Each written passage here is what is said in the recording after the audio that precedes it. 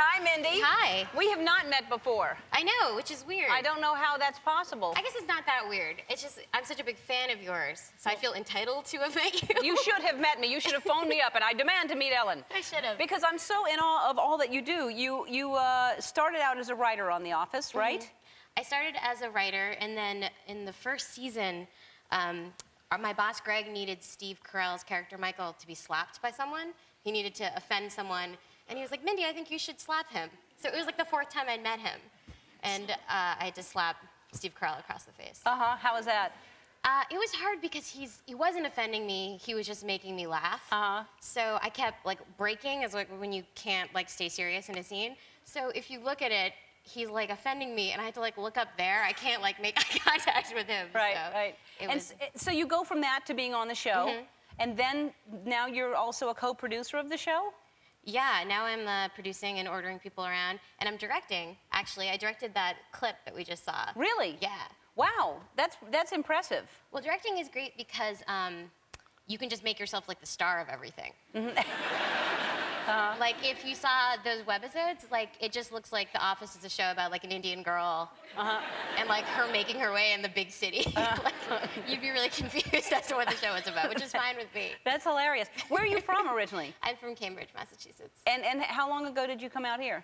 I moved out here in 2004. To write? To write, yeah. And were your parents supportive of this career choice?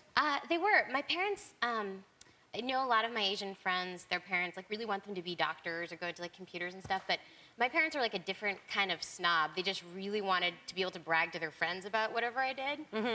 No matter what it was? No matter what it was, like I could be like on the cover of like Cigar Aficionado. They just want me to be like the best cigar aficionado ever. Yeah. So they can like hold up a magazine. That's like their big thing. Or if I like was in prison, they want me to be like the best criminal ever. Wow. So they're kind of interesting that way. Good for them. Well, let me show I saw a picture of you as a kid. This is you at what age? I think I'm 11. You say, oh, like it's cute, but that's only because you weren't me, like at that age. I just like, again, like you can't tell what gender I am, right? No. You can't. I could have been like, this is my brother, and you would have been. You could have said, this is my brother, and then afterwards said, this is actually you. Were you a cute kid? Yeah. No. No? No. No, I was not. I was an okay kid. I was a very ugly baby, and then I don't believe that. No, I was hideous. I was really fat, and I had no hair until I was about 2.5 or 3, and then I kind of was cute for a short period of time, and then I went downhill. No, you're so pretty. Yeah. I was noticing that backstage. Is that inappropriate to say? No, thank you. Tell me more about me. Her eyes are like, I know this isn't weird, but your eyes are like, you get this compliment all the time. They're like insane. They're very Thank you very beautiful. much. Okay. What else? I am sorry, it's true. It's like a lemur. Yeah. You look like a lemur. Can I say one quick thing? I saw you dancing with J-Lo. I saw she did Louboutins here. Right. And I didn't know, it was insane. Like, she's a great dancer. I'm a huge fan of hers. But then you were like part of it at the end. Yeah. She like grabbed you. Were you like so, I would have lost it.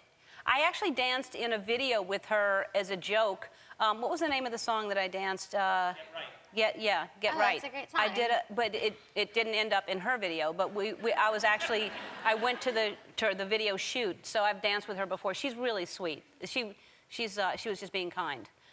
But wait, I want to talk about you just for a minute. So when I see that at that age, were you funny? Did you know you were funny at that age? You know, I largely like didn't talk until I was 15 years old.